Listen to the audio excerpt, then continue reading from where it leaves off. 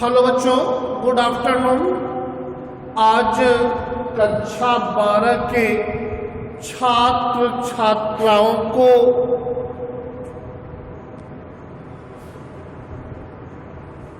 रसायन विज्ञान के प्रथम अध्याय या रसायन विज्ञान के प्रथम भाग के अध्याय 1 में ठोस अवस्था में लास्ट हेडिंग, जिसको आप कह सकते हैं ठोसों में चुंबकीय गुण को पढ़ाना है।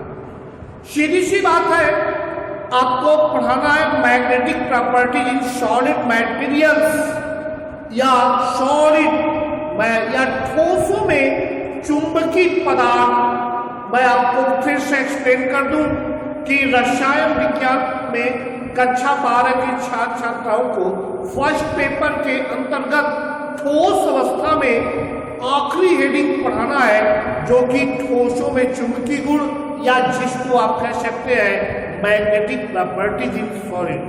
मैं आपको बता दूं कि ठोस में 5 प्रकार के चुंबकीय गुण पाए जाते हैं, या आप ये कह लें कि ठोस पदार्थ में चुंबकीय गुण को निम्न तथ्यों के अंतर्गत व्याख्या किया जाता है।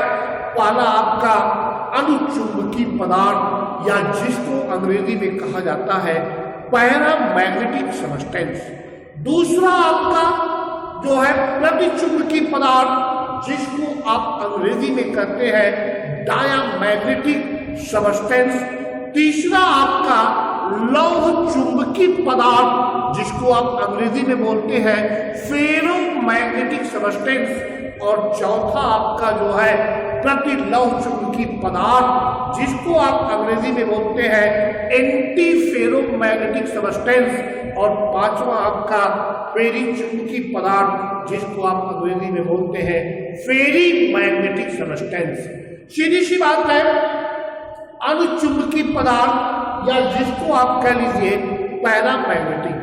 मैं आपको बताना चाहता हूं वे पदार्थ जिनमें अयुग्मित इलेक्ट्रॉन होते हैं।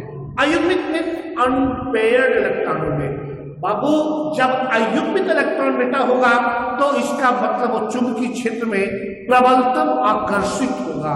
या आप ये कह लीजिए कि बहुत सीधी सी बात है, मैंने कितना क्लियर कहा है कि वो बहुत तेजी से आकर्षित होगा। अर्थात आप ये सीधे सीधे कह सकते हैं कि वे पदार्थ जो चुंबकीय क्षेत्र में रखने पर आकर्षित होते हैं अनुचुंबकीय पदार्थ कहलाते हैं। क्यों आकर्षित होंगे? क्योंकि इनमें आपको अनपेयर्ड इलेक्ट्रॉन मिलेगा। इसका बेस्ट एग्जाम्पल मैं बता दूं, इनका best example NO2 nitric oxide और ऑक्सीजन, ये जो आपका है वो आपका अनुचुंबकीय पदार्थ का एक बेस्ट एग्जाम्पल है। इसी क्रम में प्रतिचुंबकीय पदार्थ, जिसको आप लोग कहते हैं डायामैग्नेटिक सब्सटेंस। मैं आपको बता दूं, डायामैग्नेटिक सब्सटेंस वे इन पदार्थों में सभी इलेक्ट्रॉन युग्मित होते हैं। अगर बेटा सभी इलेक्ट्रॉन युग्मित होंगे तो आप उनको क्या करेंगे? आप उनको चुंबकीय क्षेत्र में रखेंगे तो वो प्रतिकर्षित होंगे। मेरे कहने का सेंस है वे पदार्थ जिसे चुंबकीय क्षेत्र में रखा जाता है तो ये प्रतिकर्षित हो जाते हैं। ऐसे पदार्थ प्रतिचुंबकीय पदार्थ कहलाते हैं। इसका बहुत बेस्ट एग्जाम्पल मैं बता दूं, आप जानते होंगे जिसको आप जस्ता या जिंक कहते हैं, आप जानते होंगे। बहुत बेस्ट एग्जाम्पल है जिसको आप कहते हैं Cu+1 क्यूप्रस आयन। इसी क्रम में टिटेनियम डाइऑक्साइड, इसी क्रम में सोडियम क्लोराइड, ये आपका जो है प्रतिचुंबकीय पदार्थ है। मैं आपको फिर से लेके चल रहा हूं, मैं आपको पीछे अभी भी बताया हूं, बहुत स्पष्ट स्थिति से बताया हूं। मैंने बहुत साफ तौर पे आपसे कहा कि ठोसों में कुल 5 प्रकार के चुंबकीय गुण पाए जाते हैं। पहला अनुचुंबकीय, दूसरा प्रतिचुंबकीय। अनुचुंबकी का मतलब मैंने आपको स्पष्ट कर दिया कि जिसमें अयुग्मित इलेक्ट्रॉन होंगे, अयुग्मित इलेक्ट्रॉन होगा तो इन पदार्थों को आप जब चुंबकीय क्षेत्र में रखेंगे तो वो आकर्षित होंगे, और प्रतिचुंबकीय पदार्थ जिसमें सभी इलेक्ट्रॉन युग्मित होंगे, पेयरिंग में होंगे, इसका मतलब वो उसे आप जब चुंबकीय क्षेत्र में रखेंगे तो वो प्रतिकर्षित होगा। आपको मैंने प्रतिचुंबकी का एग्जाम्पल बताया, नाइट्रिक ऑक्साइड और ऑक्सीजन। इसी क्रम में आपको मैंने अनुचुंबकी का आपको एग्जाम्पल बताया, नाइट्रिक ऑक्साइड एंड ऑक्सीजन, और प्रतिचुंबकी का zinc, cuprous ion, sodium chloride, TiO2 titanium dioxide और आपका N2 नाइट्रोजन, ये सब इसका एग्जाम्पल है। इसी क्रम में मैं आपको बताना चाहता हूं, तीसरा जो आपका है बहुत इंपॉर्टेंट है, तीसरा जिसको आप लोग कहते हैं लव चुंबकी। लव चुंबकी का मतलब बहुत ही स्थिति प्रिय है, जिसको आप लोग कहते हैं फेरोमैग्नेटिक सबस्टेंस। अगर आप ध्यान से देखें तो आपको मैंने तीसरा लिखा है फेरोमैग्नेटिक सबस्टेंस। आपको मैं बता दूं, सीधी सी बात है कि लव चुंबकीय पदार्थ क्या होता है।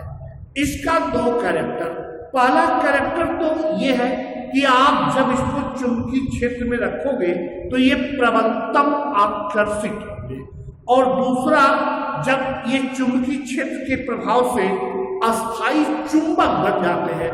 इसका मतलब जो पदार्थ चुंबकीय क्षेत्र में प्रबलतम आकर्षित होता है और चुंबकीय क्षेत्र के प्रभाव के कारण वो अस्थायी रूप से चुंबक बन जाता है और अस्थायी चुंबकीय गुण प्रदर्शित करने लगता है, ऐसे पदार्थ को हम लोग क्या कहते हैं, लव चुंबकीय पदार्थ। या जिसको आप लोग इसका बेस्ट एग्जाम्पल अगर मुझसे बात करेंगे, आयरन का कोबाल्ट आपको पता होना चाहिए। अगर ये मैग्नेट है और ये आपका आयरन पीस है, आप इसको यहाँ पे लाके इसको सटा दीजिए तो जो मैग्नेटिक फील्ड में चार्ज है वो आयरन पीस में भी आइसोलेट हो जाएगा। इसका मतलब कि लोहा जो है वो चुंबक के क्षेत्र में आने के बाद प्रबलतम आकर्षित हुआ और साथ ही साथ आपको इसमें चुंबकीय क्षेत्र क्या हुआ, ये चुंबकीय क्षेत्र के नाते चुंबक बन जाता है, यानी इसमें मैग्नेटिक फील्ड आइसोलेट हो जाती है, अर्थात इसको हम लोग क्या बोलते हैं, लव चुंबकीय पदार्थ। इसका बेस्ट एग्जाम्पल मैंने आपको आयरन दिखाया है, कोबाल्ट दिखाया है, और इसका बेस्ट एग्जाम्पल आपका क्या है, निकेल। इसी क्रम में मैं आपको बताना चाहता हूं जो आपका चौथा पॉइंट है, जिसको आप लोग कहते हैं प्रति, बहुत क्लियर है, प्रति लव चुंबकीय पदार्थ, या जिसको आप लोग ये कर लीजिए अंग्रेजी में एंटी फेरोमैग्नेटिक सबस्टेंस। देखिए एंटी फेरोमैग्नेटिक सबस्टेंस ये आपको मुझे पढ़ाना है, थोड़ा सा ध्यान देने की जरूरत है। यदि आप मुझसे बात करेंगे एंटी फेरो तो मैं साफ साफ कहूंगा भाई देखो वे अनुचुंबकीय पदार्थ का मतलब जिसमें अयुग्मित इलेक्ट्रॉन होते हैं। सीधी सी बात है, ये अयुग्मित इलेक्ट्रॉन वे पदार्थ जिसमें अयुग्मित इलेक्ट्रॉन होते हैं और उनका चुंबकीय आघूर्ण शून्य होगा। तो देखिए नंबर एक कंडीशन, प्रति लव चुंबकीय पदार्थ या एंटी फेरोमैग्नेटिक सबस्टेंस का पहला कैरेक्टर कि वे पदार्थ जिनमें अयुग्मित इलेक्ट्रॉन होगा, दूसरा कैरेक्टर जिनका चुंबकीय आघूर्ण, जिसका मैग्नेटिक मोमेंटम 0 होगा। इसी क्रम में मैं आपको बता दूं, इनको हम लोग क्या कहते हैं, प्रतिलंब चुंबकीय पदार्थ। एक लाइन का परिभाषा हुआ, आप दोनों कैरेक्टर को जोड़ दीजिए। वे पदार्थ जिनमें अयुग्मित इलेक्ट्रॉन पाया जाता है और इनका चुंबकीय आघूर्ण का मान 0 होता है, उसे प्रतिलव चुंबकीय पदार्थ या जिसको आप लोग कह सकते हैं एंटीफेरो मैग्नेटिक सबस्टेंस कहते हैं।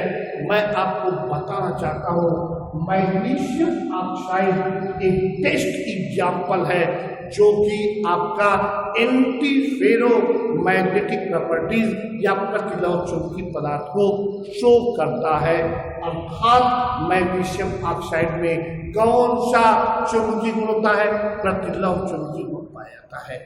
इसी क्रम में मैं आपको बताना चाहता हूं जो आपका 5वां प्रकार का है जिसको बोला जाता है फेरी चुंबकीय पदार्थ या जिसको आप लोग बहुत धड़ल्ले से आप कहते हैं फेरी चुंबकीय पदार्थ या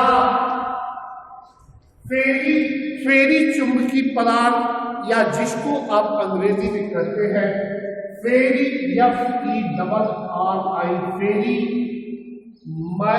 फेरी मैग्नेटिक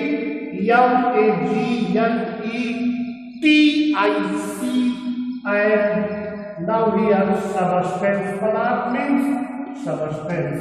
तो मेरे कहने का आशय ये है कि आपको 5वां पढ़ना है फेरी चुंबकीय पदार्थ या फेरी मैग्नेटिक सबस्टेंस पढ़ना है। मैं आपको बता दूं कि ये भी अणुचुंबकीय पदार्थ होंगे। अणुचुंबकीय पदार्थ का मतलब जिसमें अणुचुंबकीय गुण पाया जाता है।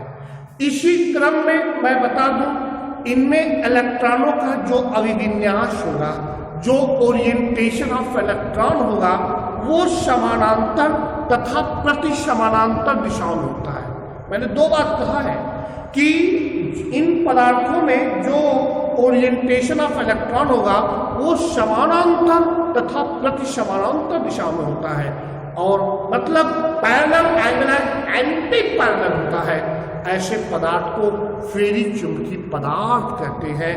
आपको मैं बता दूं एक लाइन का डिफिनीशन मिला कि वे अणुचुंबकीय पदार्थ जिसमें असमान अयुग्मित इलेक्ट्रॉनों का अभिविन्यास समानांतर तथा प्रति समानांतर दिशाओं में होता है, फेरी चुंबकीय पदार्थ पाया जाता है। इसका बहुत शानदार एग्जाम्पल Fe3O4 आपका है जिसको आप बोलते हैं मैग्नेटाइट बोलते हैं या जिसको आप कह सकते हैं a mixture of ferric oxide and ferrous oxide. एक बात मैं आपको और बता दूं, इस तरह से आपका ये अध्याय खत्म होता है और इसी क्रम में मैं बता दूं आपको अभ्यास का भी PDF मैंने भेजा है। अगर आप अभ्यास के PDF को आप देखें तो आप बड़े धड़ल्ले से कहेंगे कि सर आपने जो है क्वेश्चन डाला है। अगर आप ध्यान से देखें तो मैंने जो थ्योरी वाला पार्ट है वो तो आपको मैंने PDF के रूप में दे दिया है, आप वहाँ से कलेक्ट कर लेंगे, लेकिन न्यूमेरिकल और जो थोड़ा हट के क्वेश्चन है उसका आंसर मैंने आपको इसी PDF कॉपी पे लिखकर PDF बनाकर हमने दिया है। और न्यूमेरिकल वो डेंसिटी या जिसको आप घनत्व कहते हैं, घनत्व बराबर मैंने फार्मूला बताया है Z into capital M, capital Z into capital M and fully divide by AQ और आयतन multiply sine into NA Avogadro number. तो इस आधार पर मैंने और बहुत से न्यूमेरिकल लगा रखा है और आप ध्यान से देखें तो 1.3, 1.4, 1.5, 1.8, 1.11, 1.12, 1.13 इतना मैंने न्यूमेरिकल लगा के भेज दिया है और बाकी बीच वाला जो है थ्योरी है उसको आप चेक कर लेंगे। अब आपको अगला PDF एक्सरसाइज कंप्लीट हो जाएगा। लेकिन मैं आप सभी बच्चों को कक्षा 12 के सभी स्टूडेंट्स या छात्र छात्राओं को मैं बताना चाहता हूँ कि आपको फर्स्ट पेपर के साथ साथ अब सेकंड पेपर का भी वीडियो और पीडीएफ जा रहा है। तो अब मैं इसके बाद सेकंड पेपर में हाइड्रोएल्केन और हाइड्रोएरिन को पढ़ाऊंगा। आप ध्यान से देखेंगे और आपको पीडीएफ जा चुका है, इसको आप नोट करेंगे। यदि आपको कोई प्रॉब्लम बच्चों आती है तो आप ग्रुप के माध्यम से मुझसे पूछ लेंगे। थैंक यू, धन्यवाद।